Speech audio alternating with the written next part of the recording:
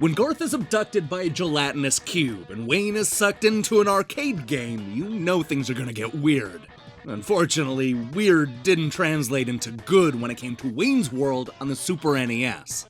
This oddity kinda sucks, but at least it has an incredibly memorable conclusion. Turn back now if you don't want to know what happens next, because today we're going to be spoiling the story and ending of Wayne's World on the Super NES. This is Game Over, the early years.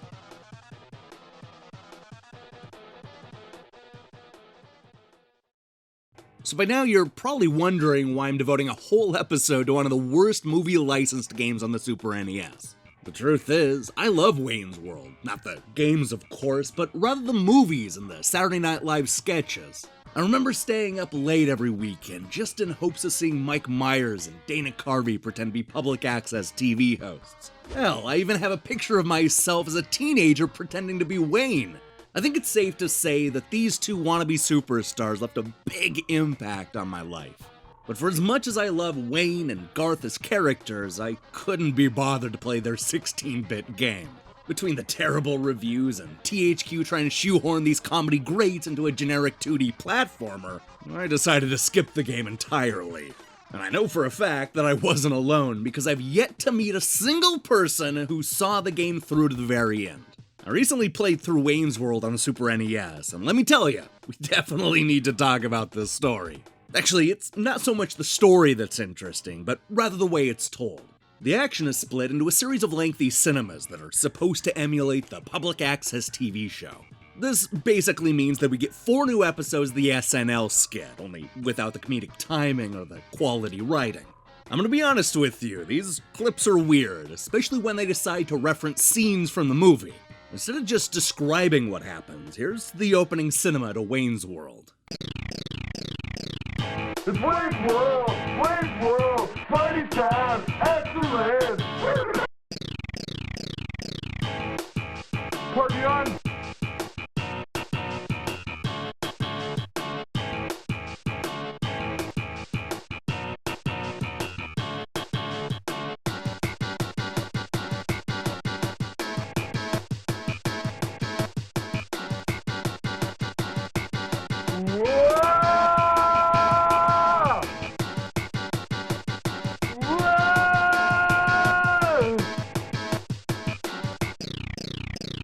Party on!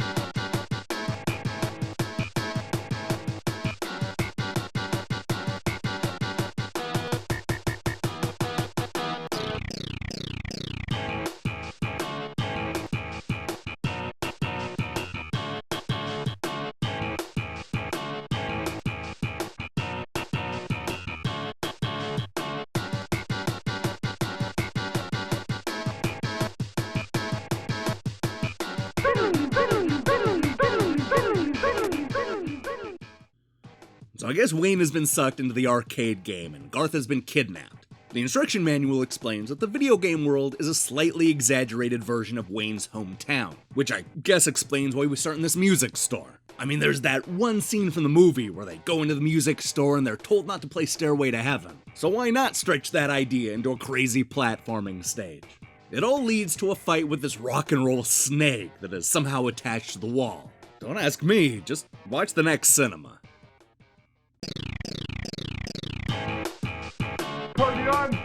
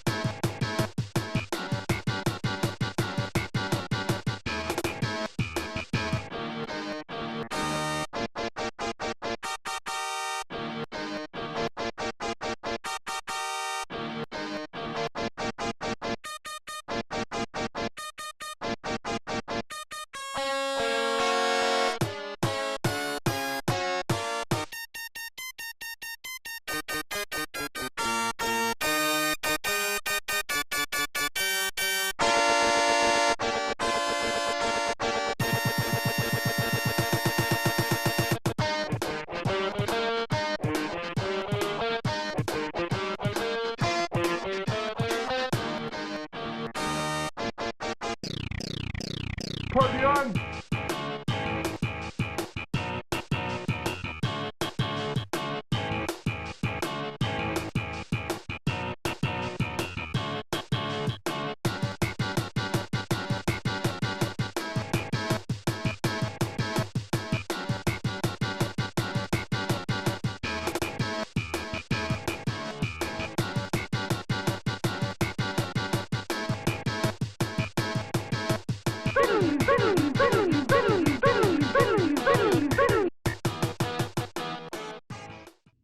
Okay, so instead of trying to figure out why Wayne is suddenly jumping around an oversized kitchen, I want to go back to that Bohemian Rhapsody clip that we just saw. Don't get me wrong, I kinda love it. It had nothing to do with the story or the next stage. It's just this weird non-sequitur in the middle of a cinema. At least it wasn't another 15 minutes of those dweeb jokes. Anyway, we're not even close to being done with the movie clip, so let's just hurry up and kill the donut boss at the end of this stage. Here's the next cinema. Party on!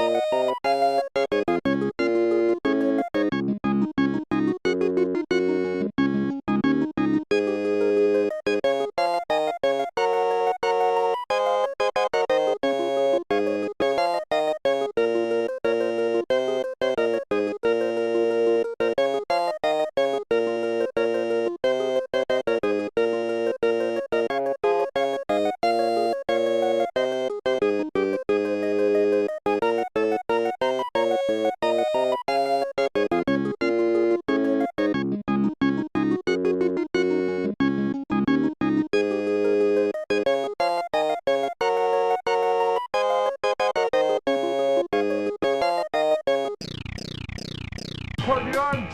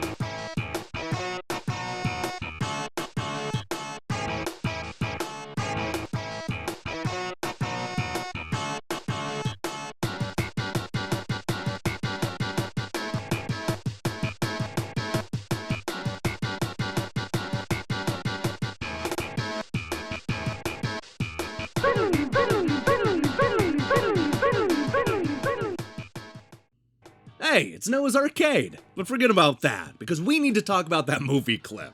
Specifically, the mustard joke.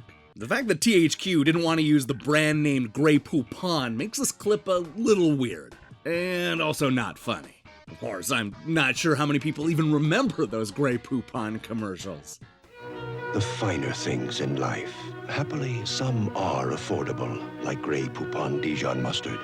Grey Poupon is so fine, it's even made with white wine.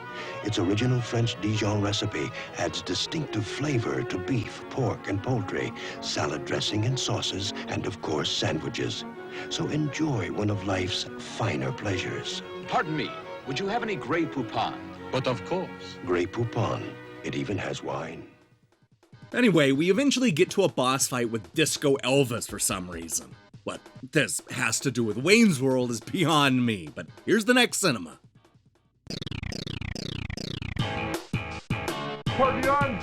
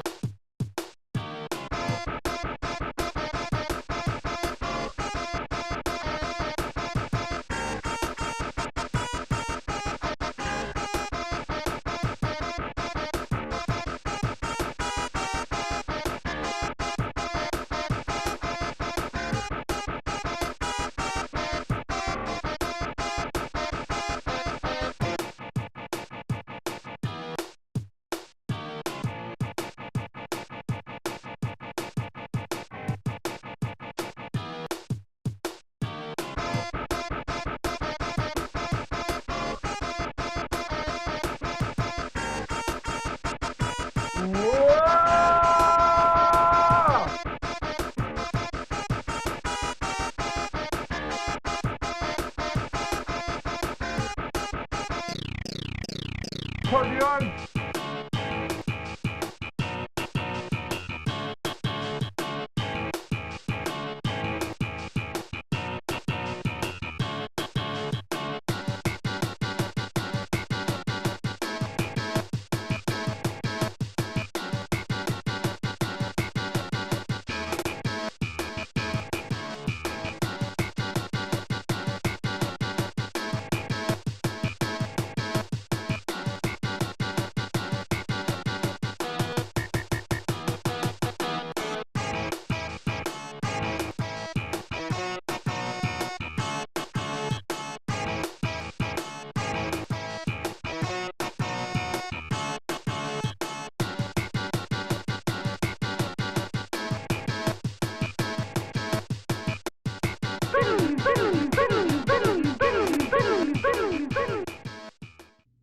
I guess I don't have any clue what's going on anymore. So in the movie, that clip is a parody of Terminator 2, The Judgment Day, complete with a fun cameo of the T-1000 himself, Robert Patrick. But here is Garth stepping in, presumably because they couldn't use Robert Patrick's likeness in the game without paying him. And I feel there's probably a way they could have done that in a fun and clever way, but they didn't even try. Which brings us to this boring fight with the gelatinous cube that kidnapped Garth. At long last, here's what happens next. Party on!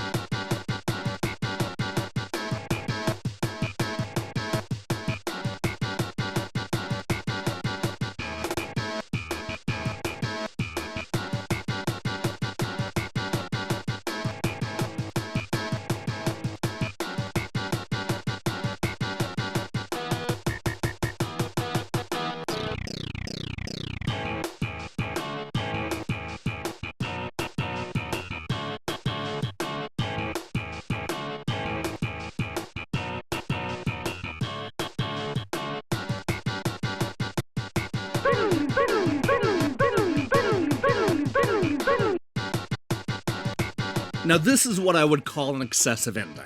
THQ clearly wanted to get the most out of the license, so they loaded up the 5-minute long ending with 3 different top 10 lists. 3 of them! 3! I don't know who thought that was a good idea, but thank you. I mean that. I kinda love how horribly excessive the whole thing is, and I appreciate the writers decided to make the effort.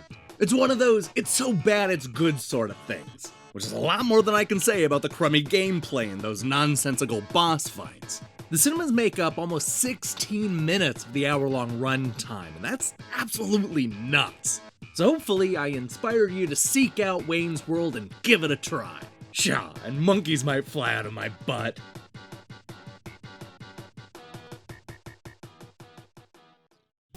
Hey, thanks for watching this episode of Game Over, the early years. So here's the question I have for you. What's the most unnecessary licensed game of all time? Wayne's World's right up there, but I would also include Home Improvement and maybe even that Fight Club game. This industry's littered with licensed games that completely missed the point of the source material.